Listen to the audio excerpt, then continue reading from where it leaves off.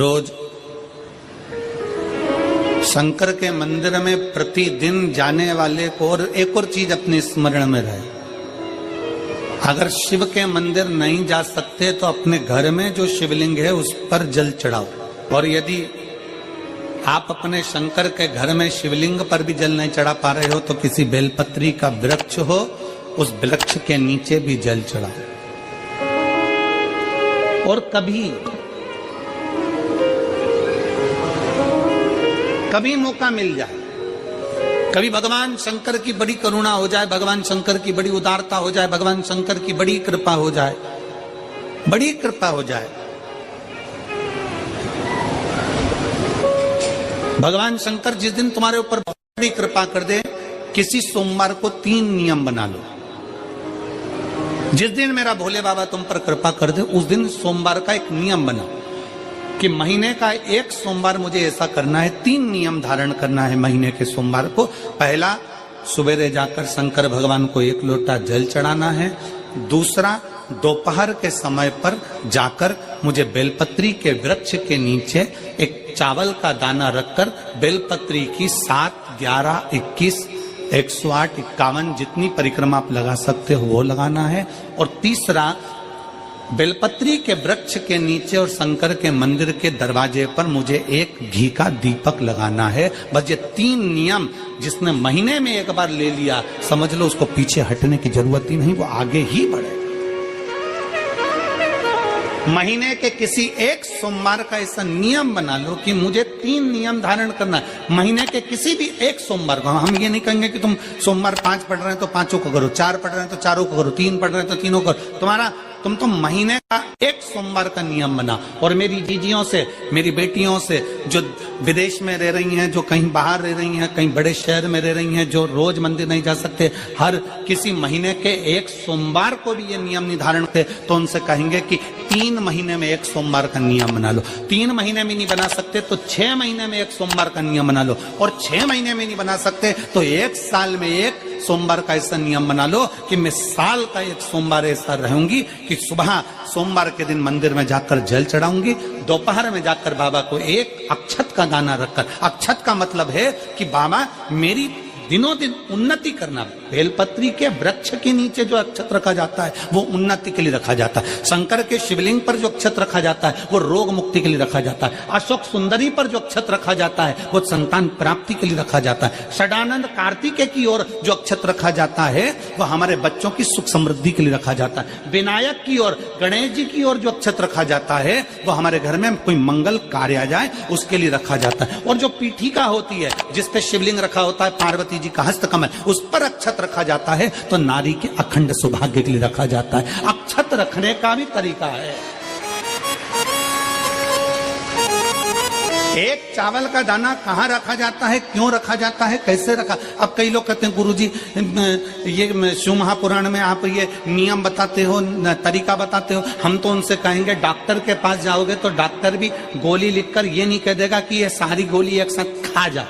Doctor भी कहेगा ये गोली सुबह खाना है, ये गोली शाम को खाना है, ये गोली दोपहर में खाना, ये गोली भूखे रहकर खाना। बोलो सही है कि गलत है? ये रात्रि को खाना खाने के बाद खा लेना, ये खाना खाने के पहले, ये नाश्ते के पहले। और सुनो, ये दवाई, ये वाली पीछे वाली जो दवाई लो ना इसको दूध से लेना, ये वाली जो दवाई लो ना इसको पानी से लेना। और सुनो, ये डब्बी है इसको पानी में मिलाकर फिर पीना। दवाई लेने का भी तरीका है, उसी तरह शिव महापुराण में एक एक अक्षत का भी तरीका है और एक एक बेलपत्री का भी तरीका है।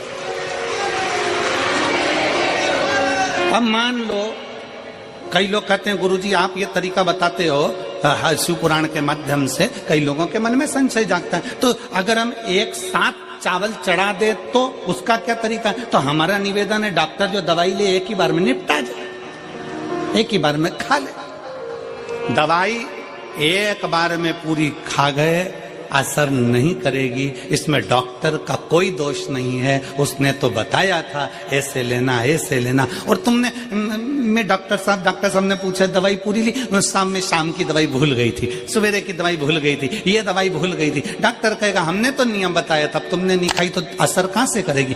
तुम असर कब करती है? जब हम पूजन के तरीके को जान जाए, जब हम अर्चना के तरीके को जाए। आप साल भर का एक सोमवार निकाल लो, 6 महीने का एक सोमवार निकाल लो, 3 महीने का एक सोमवार निकाल लो, महीने का एक सोमवार निकाल लो, अपने से दिल में बन जाए तो एक सोमवार ऐसा निकालो जिसके 3 नियम धारण हो। पहला, उसी सोमवार जिसको कर रहे हो उस दिन सुबह जल चढ़ाना। दूसरे, दोपहर के समय पर जाकर बेलपत्री के वृक्ष के नीचे एक चावल का दाना रखना। और परिक्रमा बेलपत्र की जितनी तुमसे बन जाए, जितनी तुम्हारे शरीर की कैपेसिटी हो, जितना तुम्हारा शरीर चलते बन जाए। हम तो ये भी नहीं कहते कि तुम भूखे रहकर भगवान का भजन करो, हम कभी नहीं कहते। हम तो यहां तक कहते हैं, हमारे पुष्टि मार्ग में यहां तक कहा गया कि वल्लभ कुल की एकादशी करो, भले बकरी जैसे चरो पर एकादशी करो। हम तो यहां तक कहते हैं कि बहुत समय से कल मेरी एकादशी है, एकादशी है, एकादशी है, एकादशी है, पूरे घर को हिलाकर रख दिया, एकादशी है, एकादशी, एकादशी है। बहू टेंशन में, बेटा डिप्रेशन में, पति पपीता ला ला के, सेव फल ला ला के, मूंगफली का दाना ला ला के, काजू कतली ला ला के, सेव फल ला ला के, और सारा सामान, साबूदाना और खिचड़ी और ना चिप्स ना जाने क्या क्या ला ला के, बेचारा पति एकादशी आती है वो नौमी से चिंता में पड़ जाता है।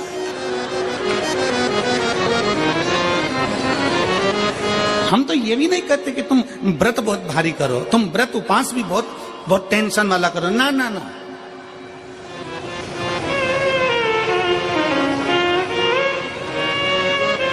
अपने को व्रत उपास भी इतना बहुत बहुत भूखे रह रहे हो, बहुत प्यासे रह रहे हो, और मालूम पड़े कि भगवान हमें मिलेगा, भगवान हमें मिलेगा।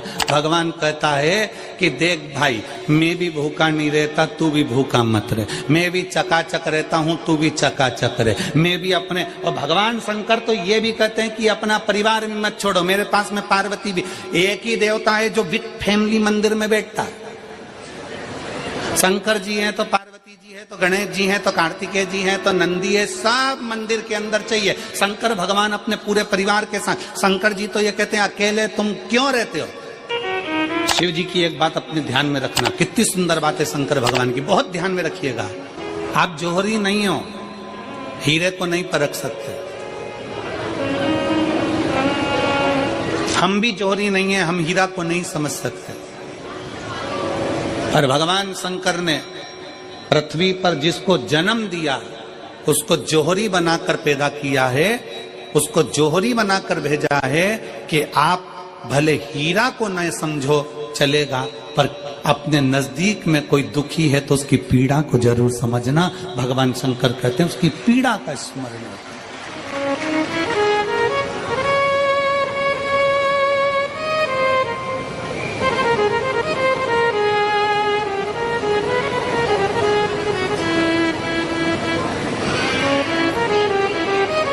हीरा को समझो ना समझो, पर पीड़ा को जरूर समझिए। किसी के दर्द को जरूर समझिए, किसी के दुख को जरूर समझिए, किसी की तकलीफों को जरूर समझिए। पशुपतिनाथ का व्रत करते हो आप, 16 सोमवार का व्रत करते हो आप, संकट सोमवार का व्रत करते हो आप, शिवरात्रि का व्रत करते हो, सोमवार की अष्टमी का व्रत करते हो।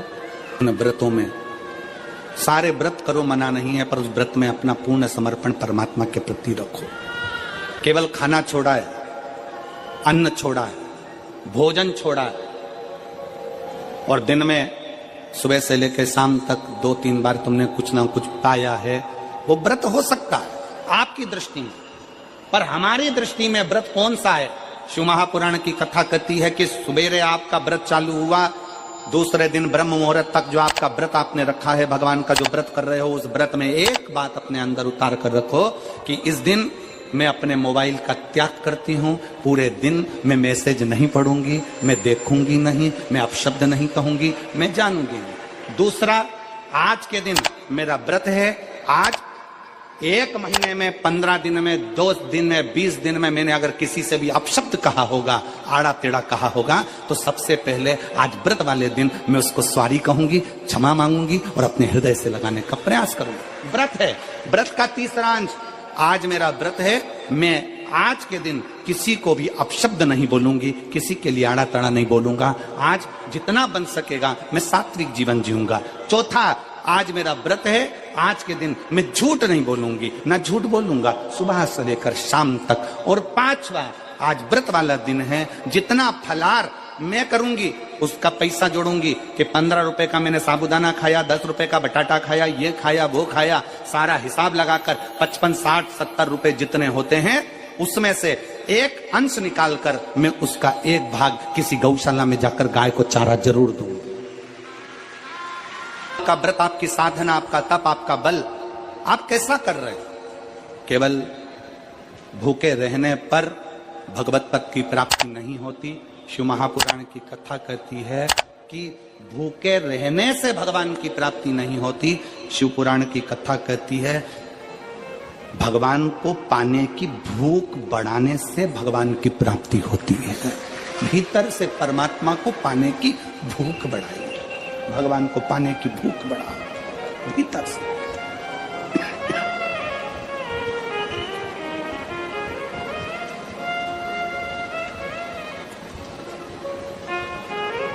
व्रत करो मना नहीं, तप करो मना नहीं, साधना करो मना नहीं, पर उस तप साधना में व्रत में परमात्मा को पाने की ललकता हो आपके भीतर, भगवान को पाने की ललकता हो आपके भीतर, भगवत पद को पाने की ललकता हो आपके भीतर, तो भगवान। महापुराण की कथा एक बड़ी सुंदर बात कहती है, व्रत आप करते हो, उपास आप करते हो, नियम आप लेते हो, पूरा किसको करना पड़ता है? तुम्हें नहीं। व्रत आप करते हो, उपास आप करते हो, नियम आप लेते हो और पूरा देवाधिदेव भगवान शंकर करते हो। बस इतना जरूर याद रखें कि जैसे कुछ प्राप्त हो भी गया तो शिव को धन्यवाद देकर शंकर के दरवाजे पर जाते रहना, यह हमारा कर्तव्य है।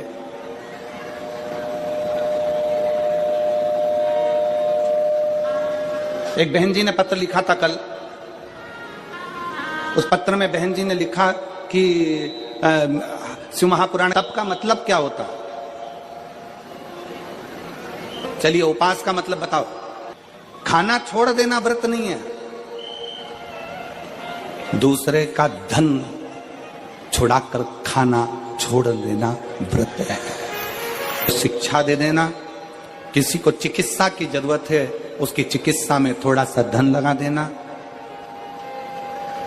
कोई रोते हुए की आंख के आंसुओं को पोंछ देना, किसी के दुख में खड़े होकर उसको खुशियां प्रदान कर देना, ये दुनिया का सबसे बड़ा व्रत है, सबसे बड़ी साधना, सबसे बड़ा तप। मन साफ है तो सारी गलतियां माफ है, और अगर मन ही साफ नहीं है तो गलती कौन माफ करेगा भाई? हम भी तो अपनी जिंदगी में